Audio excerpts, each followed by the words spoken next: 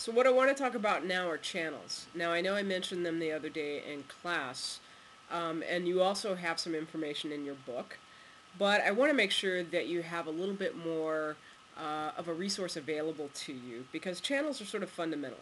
They're fundamental information and they're also kind of misunderstood. Poor little channels, no one understands what they are. And your book, while being very practical and taking you through good exercises, doesn't really hit the fundamentals the way that I would like. So here I am, making this tutorial for you. Uh, we're going to take a look at the channels, and you can usually find them hiding out over by your layers palette. So if I zoom in for you guys, wow, there we go. All right, there's our channels palette. It's hiding over by layers, and then paths is hanging out next to them. These three guys work together a lot. They tend to overlap. If for whatever reason, let me zoom back out, they don't appear, just go to Windows and then go to Channels, and there you go.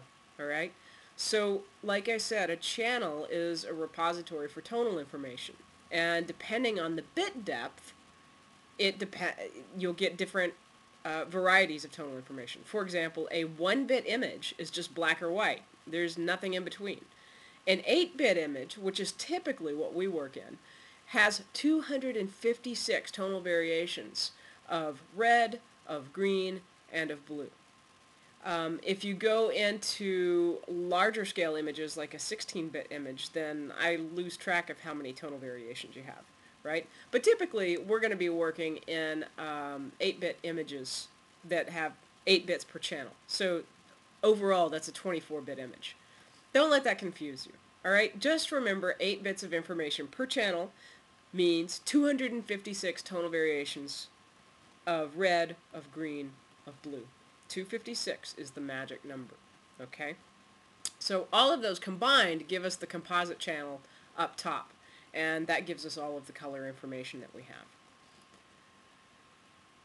Now remember when I talked about making an image black and white, and I said never ever ever ever ever ever go to image and then mode and then go to grayscale because you lose all of your tonal information?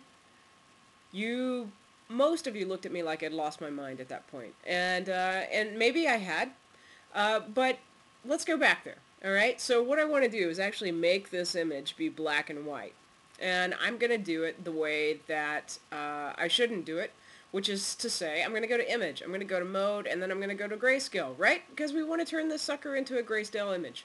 So there we go. Bam, it's grayscale. This gives me this error message, but I'm reckless. I don't want to read that. Discard. And boom, there's my black and white image. That's great, right? Wrong. It's bad. It's bad because now we go to channels and look at that. RGB is gone. All we have is gray. All we have is a single 8-bit channel. All we have to edit in this entire image is 256 tonal variations of gray. We don't have anything else, and that's bad. Okay? You always want to have as much information as you possibly can to edit. The other reason why what we did was bad is because we destroyed the image. We actually changed the pixels, right? So I am going to undo that sucker. Command Z is a wonderful thing.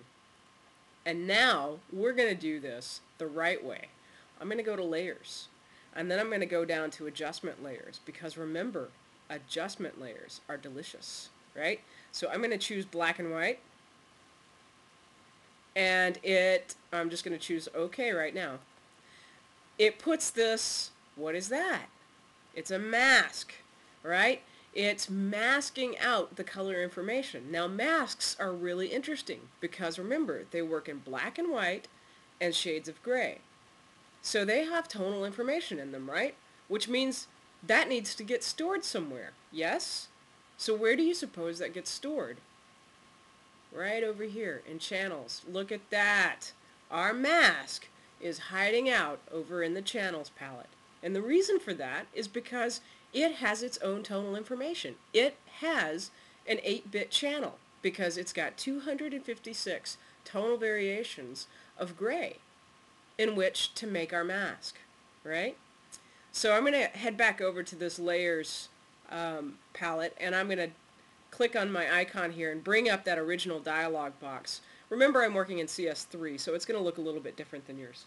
But here's the advantage of using this layer mask, right? It still has all of the information for red, green, and blue.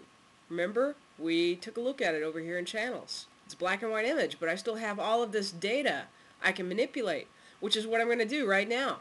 Right? So bring that dialog back up. What happens if I adjust these reds? Right? Not a lot of red in this information, so you're not going to see much here. But what happens if I do the yellows? Wow. Or the greens. Holy mackerel, check it out. Okay, that is a ton. That's a ton of control that I have. Let's hit OK. Now maybe I don't want the image to look like that because that's a little dark, but I want to show you the power that you have if you retain the data in your document, which is to say if you preserve the power of your channels, right? That's why they are wonderful things. And if you just think about them as repositories of tonal information, then they really become a lot less confusing. Your regular channels are there. If this were a CMYK document, you would have one for C, M, Y, and K. And then your black and white masks are over here as well, because they also have 8 bits of information in them. 256 tonal varieties of black, white, and gray. Alright? So I hope that this makes at least a little bit of sense, and if not, we will certainly talk about it in class.